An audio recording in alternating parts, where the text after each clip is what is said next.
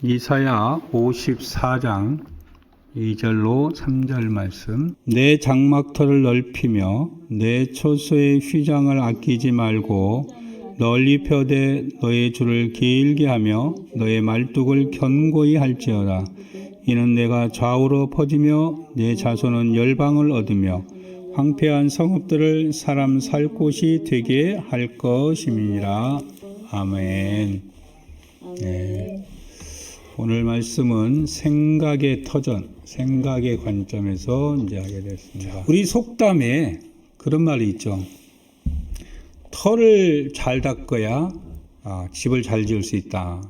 그런 얘기를 하죠. 그러니까 그래서 집 짓기 전에 항상 뭐를 가장 중요시 여긴다? 터를 중요시 여긴다. 그런 얘기를 많이 하잖아요. 그래서 집을 짓든 사업을 하든 무슨 일을 하든지 기초가 튼튼하고 흔들리지 않도록 이렇게 하는 것은 매우 중요하죠.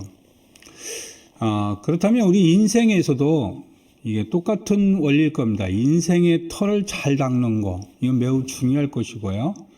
인생의 터를 어떻게 만드냐에 따라서 평생을 우리가 좌우할 수가 있는 거죠. 특별히 우리 인생의 터는 그래서 뭐냐면 생각에 근거를 하고 있습니다. 생각. 저나 여러분의 생각을 잘해서 그 생각의 터가 여러분의 모든 인생을 잘 지어갈 수 있기를 간절히 바랍니다. 그러니까 생각의 터가 이렇게 자꾸 흔들리면, 튼튼하지 못하면 건강한 생각이 나올 수가 없어요. 또 그리고 바른 생각, 또 넓은 비전을 꿈꾸는 생각이 나오기가 힘들죠. 그래서 우리 생각을 잘 가꿔야 되고 설전을 잘 만들어야 됩니다. 오늘도 보면 여기 보면 내 장막터를 넓히며 라고 있는데 이 내 장막터가 뭐냐면 우리의 장막터가 뭐겠습니까? 무슨 집이겠습니까? 뭐 땅이겠습니까? 돈이겠습니까? 아니죠. 우리 장막터라는 것은 내가 추진하는 나의 모든 행위에 포함이 되는 거예요. 그래서 그런 모든 행함을 기초로 하는 게 뭐냐면 바로 생각이라는 거죠. 그래서 우리가 우리의 마음속에 있는 이 생각, 우리의 마음속에 만들어야 될 이 생각을 아름답게 만드는 것이 매우 필요하죠. 우리가 늘 이렇게 신앙생활 하면서 첫사람 아담을 우리가 늘 얘기를 하죠. 아담의 생각이 하나가 잘 됨으로 인해서 우리가 참 영원히 행복할 수 있었는데 아담의 첫 생각이 잘못된 생각으로 인해서 하나님의 말씀을 반역했고 하나님의 말씀을 온전히 준행하지 못함으로 인해서 우리의 인생들이 현재까지 이 죄라는 굴레 속에서 바로 벗어나지 못하고 있는 거죠.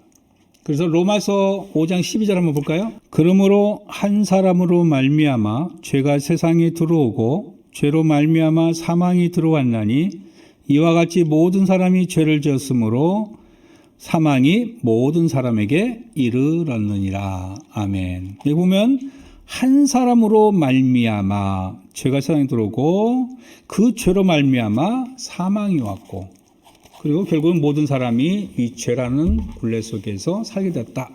이렇게 얘기를 하고 있는 거죠. 그래서 우리가 생각이라는 것이 매우 중요하고 그 생각을 어떻게 갖느냐는 것이 결국은 이 인생을 좌우하는 그런 축복의 것이 되는 거죠. 실제로 저도 요양원을 이렇게 다니면서 예배를 드리고 많은 그 노인분들을 향해서 예배를 드리는데 그분들을 이렇게 제가 이렇게 뉴시 보고 또 그 유명한 책이 있죠. 생각의 힘이라는 책.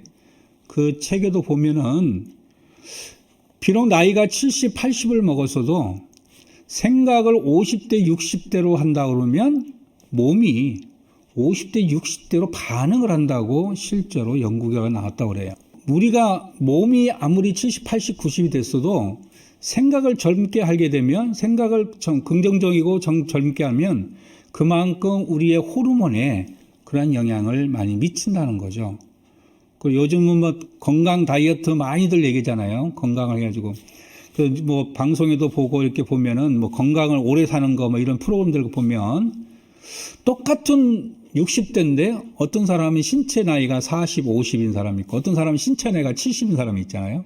그 두 사람에게 노후 이렇게 비교를 하는 것을 가끔 저도 이렇게 보는데 관심이 있기 때문에 보는데 그 사람들의 근거를 보면 결국은 생각의 차이예요. 생각의 차이. 이게 60을 먹었으면서도 계속 무슨 생각을 하냐면 아이고 이제 난 늙어서 이제 뭐 살 만큼 살아서 막 이런 생각을 하니까 결국은 신체가 계속해서 60, 70, 80 되는 거예요. 그런데 다른 편의 그 한 사람은 지금 내가 60이기 때문에 난 건강하게 살아야 돼. 애들한테 내가 짐이 안 되려면 내가 열심히 운동해서 열심히 살아서 내가 내 몸을 지켜야 돼. 그러면서 막 지키는 사람은 의외로 체력을 검사했더니 40, 50대로 나오더라 이 말이죠.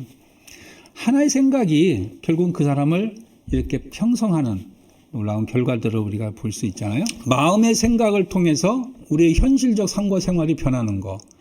그래서 로마서 8장 5절에서 7절 말씀 보면은 그래서 성경적으로 이렇게 그러잖아요. 육신을 따르는 자는 육신의 일을, 영을 따르는 자는 영의 일을 생각하나니 이렇게 돼 있어요. 그렇죠? 그러니까 육신을 따르는 자가 육신의 일을 생각하고 영을 따르는 자는 영의 일을 생각하고 그리고 그 뒤에 나오는 게 뭐냐면 육신의 생각은 사망이요 영의 생각은 생명과 평안이다 이렇게 얘기를 하고 있어요. 그러니까 어떤 생각을 하느냐 육신의 생각을 하느냐 영의 생각을 하느냐 여기에 대해서 크게 좌우되는 것을 로마서 8장 5절에서 7절에서 말을 해주고 있죠. 잠언서에도 마찬가지입니다. 우리가 모든 지킬 만한 것들을 다 지키되 뭘 지키냐면 내 마음과 생각을 먼저 지켜라 이렇게 돼 있어요. 마음과 생각을 지키는 것이 뭐냐면 생명의 근원이 여기에서 나기 때문이다 라고 얘기를 하고 있습니다. 그러니까 우리의 생명의 근원이 바로 마음과 생각에 좌우된다라는 것을 아주 극단적으로 얘기하는 거죠. 그래서 많은 전쟁했던 그 전쟁의 장수들 또 우리가 기독교에서도 많은 사람들이 성공한 사람들의 그 인터뷰하는데 인터뷰하는 것을 조사한 결과 수많은 그 인터뷰를 했는데 그 성공한 사람들의 조사의 결과가 신기한 게 하나 나왔는데 뭐냐면 어떻게 성공했습니까? 어떻게 승리했습니까? 라고 묻는 질문에 전부 똑같은 말을 했어요. 내가 성공한 것은 내가 승리한 것은 부정적인 사람을 멀리하고 긍정적인 생각하는 사람을 가까이 하려고 노력했습니다. 라는 결과가 반대로 또 같은 말로 내가 부정적인 생각을 버리고 할 수 있다라는 긍정적 생각을 했습니다. 라고 얘기를 하고 있다는 거죠. 긍정적인 사람을 곁에 두거나 내가 긍정적인 사고방식을 갖거나 이렇게 했기 때문에 성공하고 승리할 수 있었다라고 얘기를 하는 거죠. 그러니까 결국은 생각과 이 마음과 생각이 얼마나 우리의 생명의 근원을 만들어가는지를 아주 결정적으로 이 조사에서 우리가 알 수 있는 거죠. 그런데 마귀는 무슨 일을 합니까? 우리 생각과 마음을 긍정적인 것이 아니라 부정적으로 하게끔 자꾸 만드는 거죠. 너 하나님하고 같이 해봐야 소용없어. 그거 선악과 그거 너 먹으면 하나님 똑같이 될까봐 못 먹게 하는 거야. 자꾸 이렇게 이간질을 하는 형태죠. 예수님한테 와서도 마귀가 똑같은 얘기죠. 야, 하나님도 해보라고 해. 달라고 해봐. 안 되지? 나한테 해봐. 그럼 내가 다 줄게. 자꾸 네가 믿는 하나님은 못 해주지만 나는 할 수 있어. 이런 식으로 자꾸 유혹을 하는 거죠. 우리 속에 있는 이 속삭거리는 마귀의 생각, 소곤소곤하는 이 마귀의 생각, 이 마귀의 생각과 마귀의 유혹은 결국 우리를 파멸로 이끄는데 문제는 그것이 지금 현재는 달콤하다는 거죠. 지금 현재는 나에게 즉시 화답이 온다는 거죠. 하나님은 즉답이 안 와, 즉답이. 이건 뭐 기도를 해도 도대체 답이 없어. 그런데 마귀는 바로 답이 와요. 이런 얘기를 어떤 사람이 이렇게 얘기했더라고요. 내가 신용이 안 좋아요. 그래서 1금융, 2금융, 국민은행이나 농협 같은 데 가서 돈을 빌리자고 하면 안 빌려줘.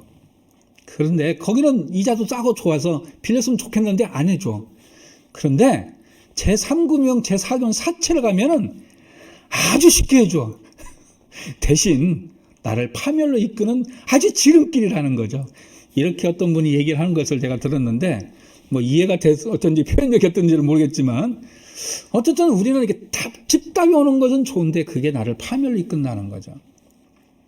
우리가 살아가면서 중요한 것은 파멸로 이끄는 달콤함이 아니잖아요. 나를 복되게 만드는, 나를 아름다운 열매를 맺게 하는 하나님의 거룩한 손길이 중요한 거잖아요. 따라서 우리가 우리 마음속에 이런 부정적인 거, 이런 육신의 생각, 이걸 다 버려버리고 영의 생각, 긍정적인 생각으로 우리 하나님 앞에 나아갈 수 있는 저는 되시기를 간절히 축원합니다. 무신론자리 하나님이 없다라고 얘기합니다. 그리고 성경에도 보면 하나님의 백성들이 자꾸 하나님의 은혜 속에서 살아가야 되는데도 불구하고 특별히 사울왕, 그 다음에 다윗왕, 솔로몬왕 그 이후로 많은 왕들이 막 거쳐갈 때 그때 이 사람들이 하나님을 굉장히 소홀했어요. 하나님을 많이 떠나서 제멋대로 살았고, 그래서 이사야라든지 예레미야 선지자든지 이런 많은 뒤에 나오잖아요. 구약의 뒷부분에 나오는 그런 선지자들을 많이 보내서 그들에게 계속해서 하나님의 말씀을 들고 돌아오라. 많은 지금 예배 중에 설교 중에 이런 얘기를 많이 했잖아요. 하나님이 돌아오기를 바란다고. 근데 결국은 이들은 결국 그렇게 했는데도 불구하고 다 유다도 멸망했고 이스라엘도 멸망을 했어요. 남쪽에 있는 남유다, 북쪽에 있는 북이스라엘이 다 멸망하고, 그리고 암흑기를 400년을 넘게 살잖아요. 블레셋 민족에게 포로로 잡혀가기도 하고, 결국은 또 예수님이 계실 때는 로마의 포로로 있고 종살이를 하면서 살아갔잖아요. 이런 결과가 뭐냐? 하나님한테 막 원망을 하죠. 왜 우리가 이렇게 포로로 살아야 되고 이렇게 살아야 되냐고 막 얘기를 하잖아요. 그런데 하나님이 우리한테 뜻밖에 이렇게 얘기합니다. 예레미야 6장을 한번 볼까요? 19절 말씀 보겠습니다. 땅이여 들으라. 내가 이 백성에게 재앙을 내리리니 이것이 그들의 생각의 결과라. 그들이 내 말을 듣지 아니하며 내 율법을 거절하였음이니라.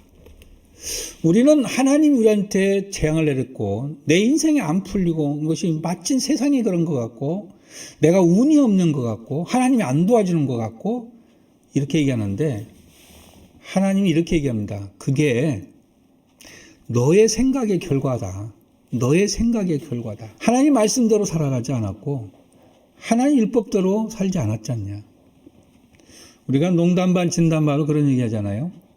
부모님이 이렇게 살아라 하는 그 원리대로만 살면 실패할 사람은 없다고.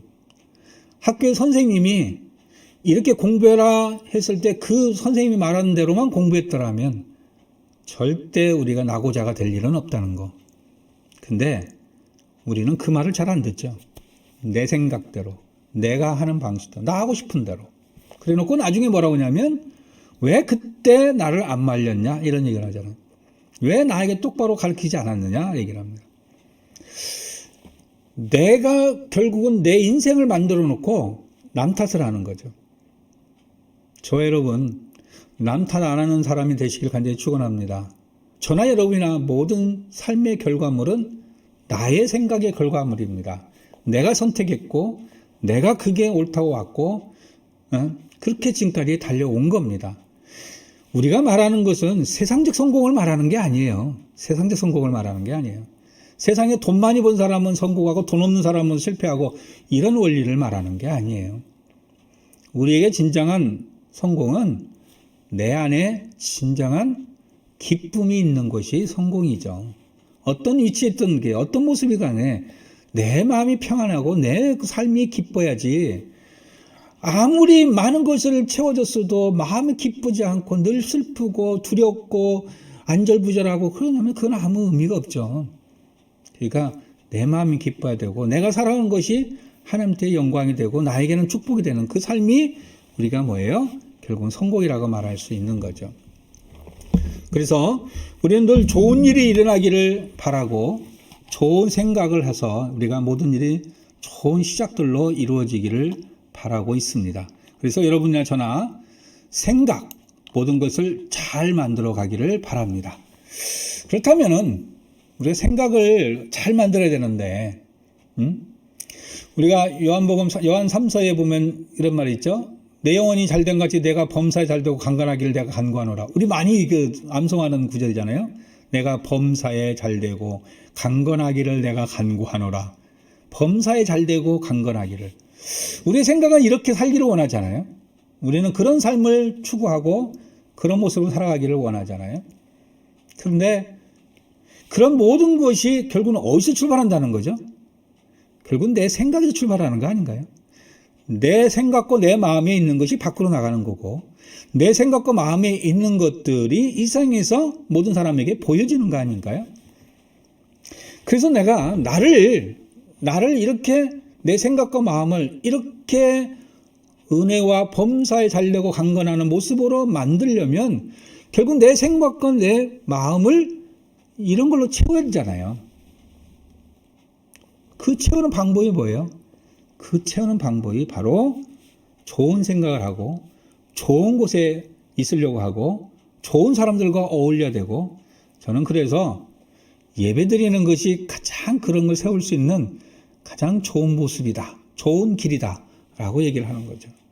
술집에서 만들 수는 없어요. 나이트클럽에서 만들 수는 없어요. 세상에서 먹살 잡고 싸우면서 만들 수는 없어요. 나오는 언어들이 욕하고 그 다음에 화내고 자기 주장만 내세우고 이런 현장에서 그렇게 만들어지지는 않잖아요. 물론 교회라는 것도 그런 것이 전혀 없는 것은 아니지만 그래도 교회 오면 절제하려고 하잖아요. 에? 밖에서 화를 냈어도 교회 오면 주여 하고 이렇게 조금은 내 자신을 조금 만들려고 노력하잖아요. 예배라는 것이 예배 시간에 욕하지는 않죠. 예배 시간에 화내지는 않잖아요. 아무리 강성이란 사람도 예배 시간만큼은 그래도 조금 잠잠하려고 하지 않나요? 마음을 숙이고. 그러죠? 그런처럼 예배가 그래서 나는 좋은 거고, 예배를 많이 드리면 드릴수록 그런 긍정적인 마인드, 또 좋은 말들을 나누는 그런 삶들이 만들어진다고 저는 생각을 합니다. 우리가 예배를 왜 자꾸 드리냐면 저는 그것 때문에 그렇다고 생각을 해요. 그래서 우리가 자꾸 거듭나려고 하고 우리가 변화를 만들어 가려면 예배를 많이 드려야 된다고 생각합니다. 예배 가운데 거하시는 저희들을 하나님이 만들어주신다, 그런 관점만을 말하는 게 아니에요. 내가 자제하잖아요. 내가 조심하잖아요. 예배 가운데 있으면 내가 조금은 생각을 되돌아볼 수 있잖아요. 교회 와서 이렇게 예배 드리면서 말씀 들으면서 그래, 내가 좀 잘못 생각한 것도 있구나. 그래, 내가 참 너무 많이 나갔구나. 이런 생각할 수 있잖아요. 그렇기 때문에 그 순간에 나를 자제할 수 있는 놀라운 효과를 이 예배 가운데 우리가 만들 수 있다고 저는 생각을 합니다. 그래서 예배가 매우 중요한 거라고 생각합니다. 예수님도 우리에게 계속해서 그 얘기를 한 거죠. 예수님이 십자가에서 돌아가시면서 뭘 얘기했습니까? 내가 너희들 때문에 내가 이 고생하면서 가는 거야. 이렇게 말씀하셨나요? 예수님은 그렇게 말씀하지 않고 이렇게 말씀하셨죠. 아버지, 저들을 용서하여 주옵소서. 저들의 죄를 저들에게 돌리지 마옵소서. 저들은 지금 무슨 것을 모르니까 저희들을 용서하여 주옵소서. 우리가 거듭나고 변화를 받고자 하고 새 사람 되기를 간절히 소망하는데 거기에 대한 가장 중요한 기초가 뭐냐면 바로 예수님의 그 십자가와 부활에 함께하는 거라고 저는 믿어요. 그렇게 해서 꼭 멋있는 여러분이 되어지기를 간절히 축원합니다. 그래서 예수님은 우리 생각이 새로워지고 달라지기를 늘 원하십니다. 그리고 저는 반드시 달라야 된다고 생각을 합니다. 저나 여러분이나 그런 마음을 가지고 있다면 이 예배를 소중하게 여기시기 바랍니다. 이 예배를 통해서 여러분 마음속에 소중한 것을 만들어갈 수 있기를 간절히 바랍니다. 오늘도 우리가 비록 1시간 예배를 드리지만 이 속에서 우리 하나님이 무엇을 우리에게 이루시겠습니까? 우리의 생각을 만들려고 하지 않겠어요? 변화시키려고 하지 않겠어요? 여러분이나 저나 이런 모습으로 성령에 붙잡혀서 우리가 변화되는 축복의 역사가 있기를 간절히 바랍니다. 요한복음 1장 16절 17절 말씀. 우리가 다 그의 충만한 데서 받으니 은혜 위에 은혜라. 율법은 모세로 말미암아 주어진 것이요 은혜와 진리는 예수 그리스도로 말미암아 온 것이라. 은혜와 진리가 누구를 통해서요? 예수 그리스도를 통해서 온다는 거죠. 마태복음 7장을 보겠습니다. 24절 25절.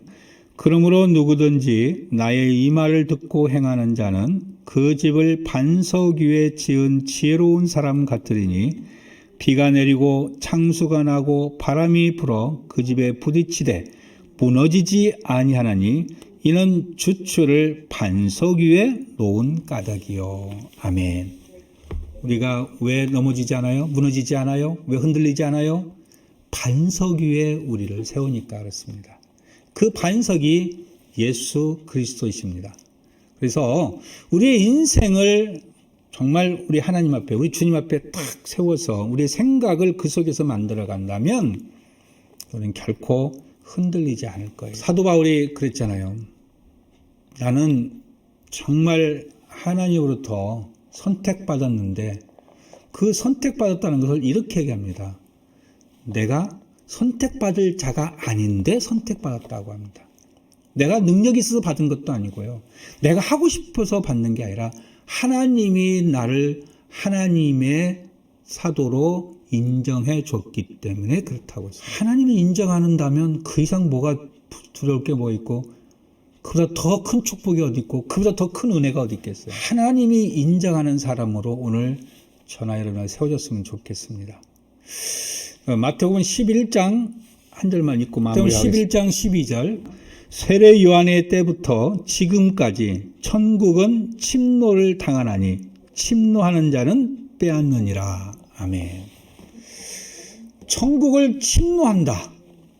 그래서 이것 때문에 상당히 많은 분부한 해석들이 있어요. 천국을 침노하는 자가 뺏는다 이렇게 하니까 막 내가 행위를 잘해야 되고 막 선한 일을 해야 되고 막 예배를 많이 하고 헌금을 많이 해야 되고 막 이래가지고 내가 막 모든 걸 쌓아야 천국을 내가 뺏는다 이렇게 말하는데 침노한다는 사용과는 사실은 이겁니다.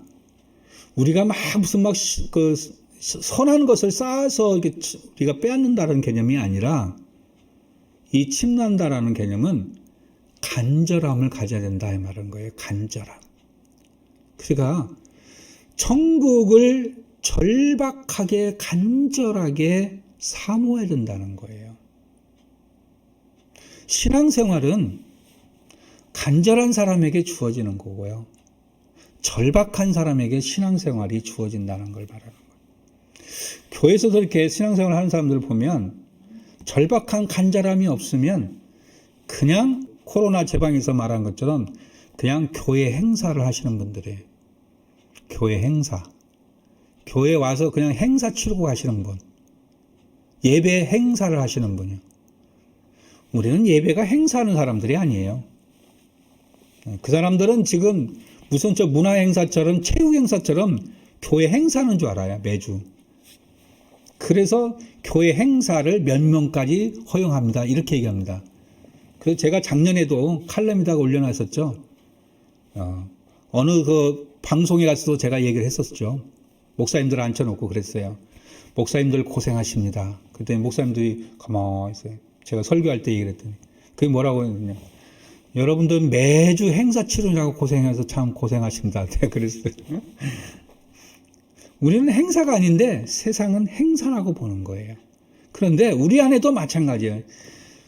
하나님의 이 예배를 정말 절박하고 간절하게 신앙생활이 되어지지 않는 분들은 그냥 행사하는 것으로 이 예배를 드리는 교가 된다라는 것을 말하는 거죠. 저나 여러분이나 이 예배가 절박하고 간절하고 정말 소망하면서 드려지는 그런 예배가 되었으면 좋겠습니다. 그래서 바로 그렇게 우리에게 주시는 하나님의 은혜를 은혜 위에 은혜로 받는다면은 하나님 우리를 절대 외면치 않아야겠죠. 우리는 반드시 주님의 뜻대로 축복받는 그런 사람이 되어줄 줄 믿습니다. 기도하겠습니다.